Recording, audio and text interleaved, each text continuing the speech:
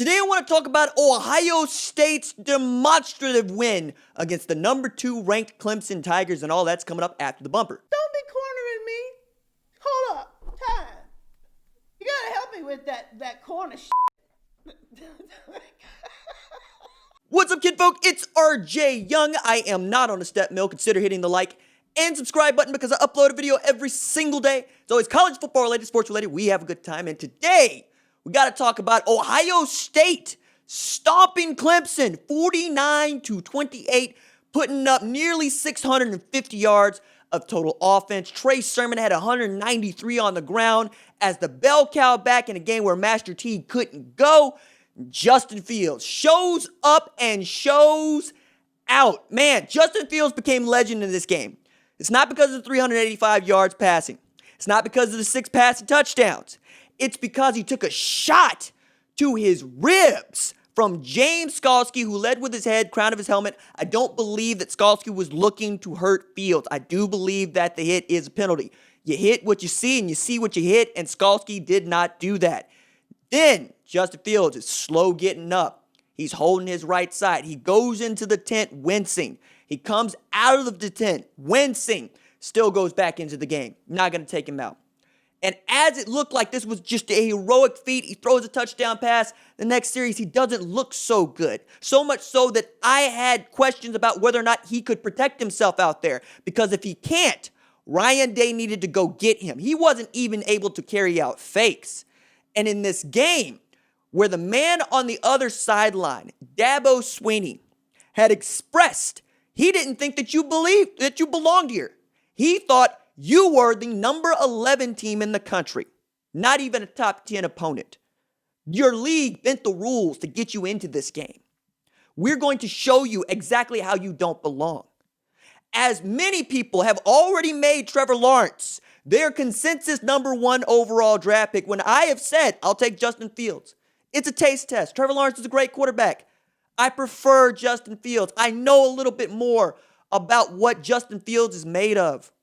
The first story that I ever wrote for Fox Sports was about Justin Fields and how he wanted to get back to this moment, to this game against that team.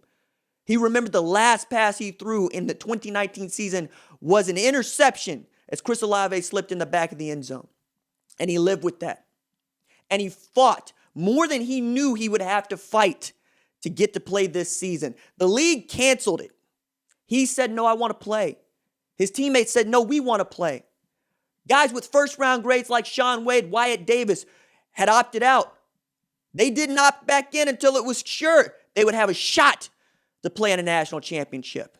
And then they get an 8-game schedule, and they lose games for COVID-19 related reasons. They lose Ohio State and Michigan. They lost the game. They barely get into this one. But they're there. They're in New Orleans. They're at the Mercedes-Benz Superdome. And they want every bit of Dabo Swinney and Trevor Lawrence. They want every bit of Brent Venables' defense. Ryan Day with the pre-snap motion to confuse the Clemson defense, to get them out of their gaps, to not know where to fit. That was outstanding. Brent Venables refusing to cover up the center, and it seems to be wrecking them, even as Harry Miller's not even playing in that game. And yet and still, it just opens up after going back and forth, back and forth, back and forth. And then we see in the second quarter what it looks like when Ohio State is playing to its ability. We see what it looks like when Ohio State is playing like that team that many of us thought that they could be right here, right now. It's a remarkable thing. And some of that hero stuff from Justin Fields, who never lost his team, whose team wanted to follow him, the Fields general, if you will.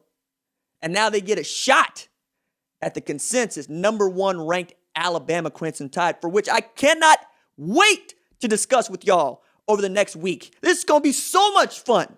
But I want you to think about where you are right now. I want you to really take in what we saw. Ohio State had never beaten Clemson in 42 years. They lost twice in the semifinals and once in the Fiesta Bowl against this team, against Dabo Swinney. They had been cursed by Woody Hayes' punch, 1978, to the throat of Charlie Bauman. This was an exercise of that event. This was the Buckeyes becoming something new, evolving from Urban Meyer's basketball on grass into the one in which Urban Meyer saw coming, bringing in Ryan Day to revolutionize the offense and make the vertical pass a big part of the game. You saw what it looked like for the tight ends to be involved with Ruckert and Farrell, confusing the hell out of those safeties and linebackers for Clemson. You saw what it was for the Ohio State offensive line to run downhill, to push Clemson's defensive line off of the ball. You saw what it looked like for Chris Olave and Garrett Wilson to go out there and making plays. And the 56-yard dime from Justin Fields. My goodness. The acrobatic circus catch from Garrett Wilson in the first half. By halftime, they had 394 yards offense, guys. It was remarkable. And then to watch Sevyn Banks come back, play a little defense after getting taken advantage of. Watch Shaun Wade come back after getting beat up a little bit, getting a little sunned by Cornell Powell. Okay. What you got in your chest, though? What you got in your chest? That's what today is about. That's what today was for me. It's about figuring out what these guys had in their chest